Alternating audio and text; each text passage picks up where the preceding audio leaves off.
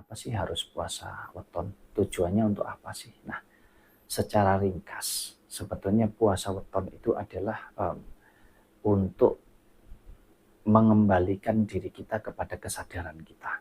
Oh, ini loh, aku dilahirkan di hari ini. Pasarannya ini. Oh, atas dasar ini loh aku bisa lahir. Sedulur papat ini pengertian yang mungkin banyak sekali dibicarakan, banyak sekali dipelajari, bahkan banyak sekali versinya.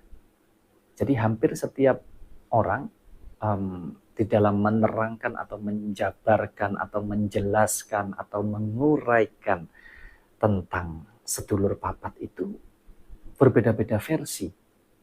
Nah, kenapa kok bisa demikian? Balik lagi. Sesuai dengan sumber. Nah, kalau saya misalkan dari sumber A punya pakem begini.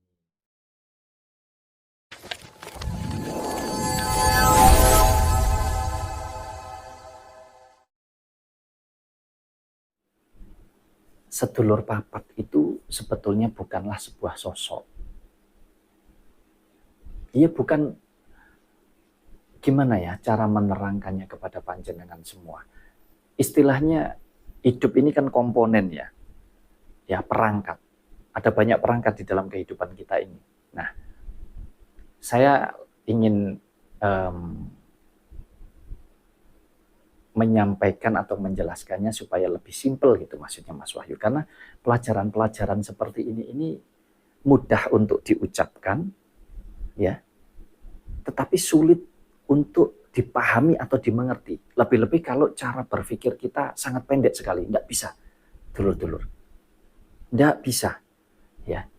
Jadi pengertian-pengertian, pemahaman-pemahaman tentang kejawen, khususnya tentang kehidupan sejati atau kehidupan pribadi kita, itu mudah sekali untuk diucapkan, diomongke, tetapi tidak mudah untuk diterapkan atau dijalankan atau dilakukan, ya. Jadi lebih-lebih kalau menyampaikannya ini nggak bisa simple gitu, nanti jadi kemana-mana nanti persepsi atau cara menangkapnya, ya. Jadi sedulur papat itu, kalau buat Mas Wahyu, sedulur papat itu perwujudannya di dalam diri kita adalah anasir atau hawa nafsu kita, ya.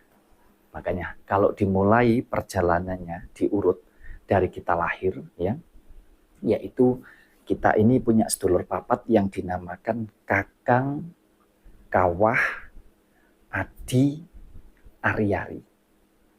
Nah, kakang ini yang mana? Kakang ini bagian membuka jalan.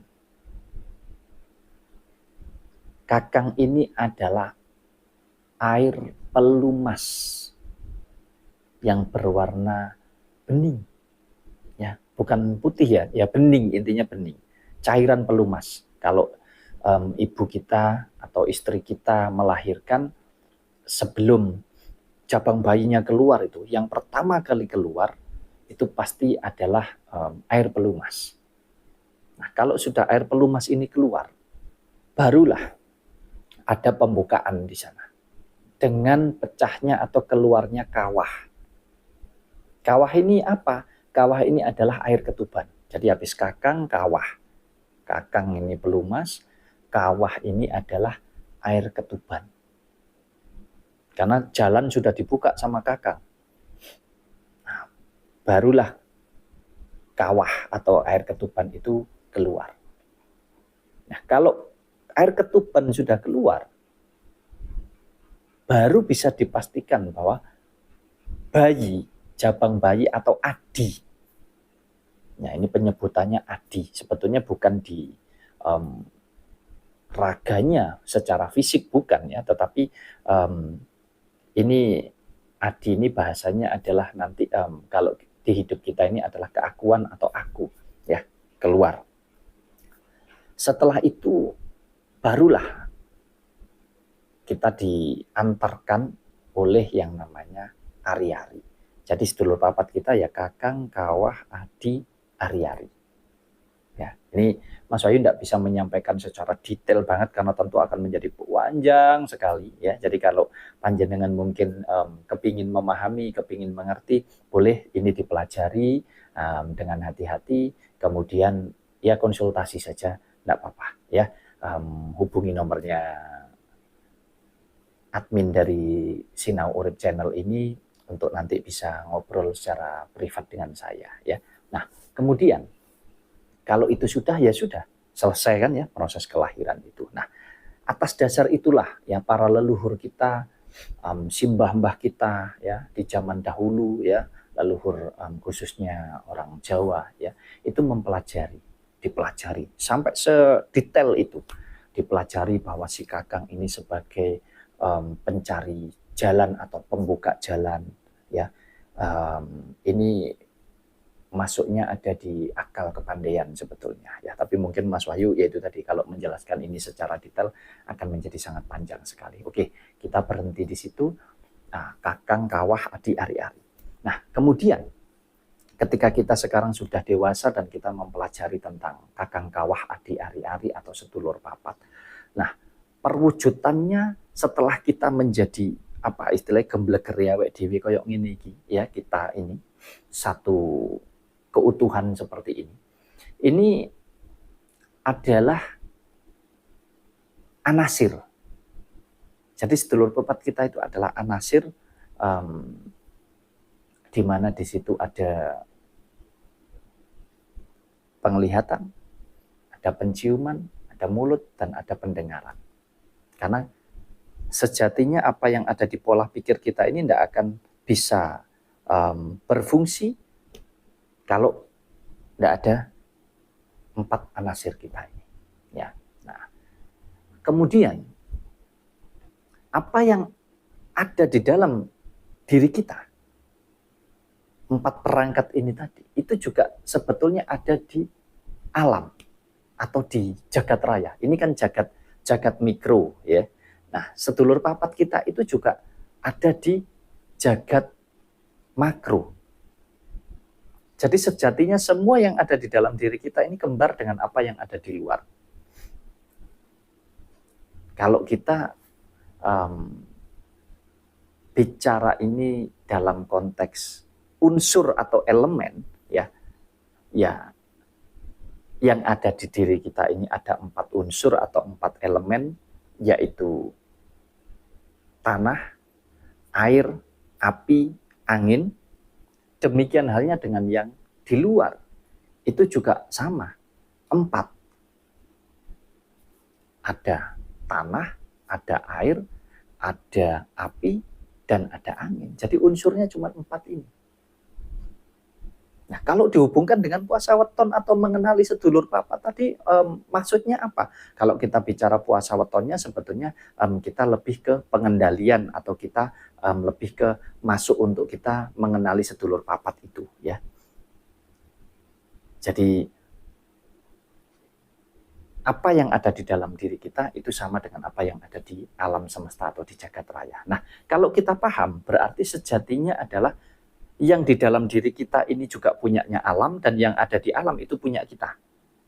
Nah, ini kalau kita hubungkan dalam konteks kerezekian untuk memenuhi kebutuhan hidup kita sebagai manusia, berarti sebetulnya semua ini adalah milik kita.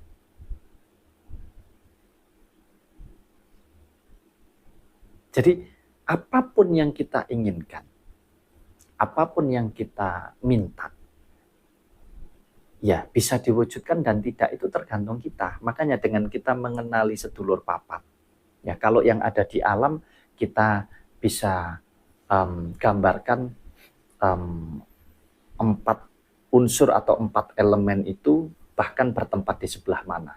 Kalau yang putih itu ada di timur, kalau yang merah ada di selatan, kalau yang hitam yang kuning ada di barat, dan yang hitam itu ada di utara. Makanya kan sering kita dengar ya kalau kita bicara tentang sedulur papat itu sedulur papat limo pancer. Pancer ya badan ingsun ini. ya. Kita itu posisinya ada di tengah-tengah. Dan timur, selatan, barat, utara itu ada ya karena adanya kita di tengah-tengah ini. Kalau kita nggak ada, nggak akan pernah ada timur, selatan, barat, utara itu nggak akan pernah ada ya. Jadi ini sedikit membingungkan ya, dulur-dulur ya, teman-teman semuanya. Nggih, mohon maaf ya, karena memang pengertian ini sebetulnya lebih mudah dipahami, lebih mudah dimengerti itu ketika kita ada tanya jawab atau panjenengan mungkin bertanya kepada saya secara langsung, kita berhadap-hadapan untuk kita sharing ya, menggali tentang ini tentu akan lebih mudah. Tapi karena ini Mas Wahyu ngoceh sendiri, Mas Wahyu ngomong sendiri, ya saya jelaskan sesederhana mungkin ya. Intinya kalau kita menjalankan puasa weton itu dengan rutin, karena kita paham hakikatnya, kita paham niat dan tujuannya, kemudian kita pelajari betul tentang pengertian sedulur papat ini, ya insya Allah kita akan mampu menjalankan semua perangkat kita, ya pasti apapun yang menjadi keinginan kita pasti akan terwujud, pasti akan terkabul, ya kurang lebih begitu ya dulur-dulur. Nah, tetapi jangan salah bahwa tidak cukup sampai di sini, tidak cukup sampai hanya di kita mempelajari tentang puasa weton, mengenali tentang sedulur papat, karena masih ada unsur yang jauh lebih dalam lagi yang perlu kita pelajari di dalam kehidupan kita.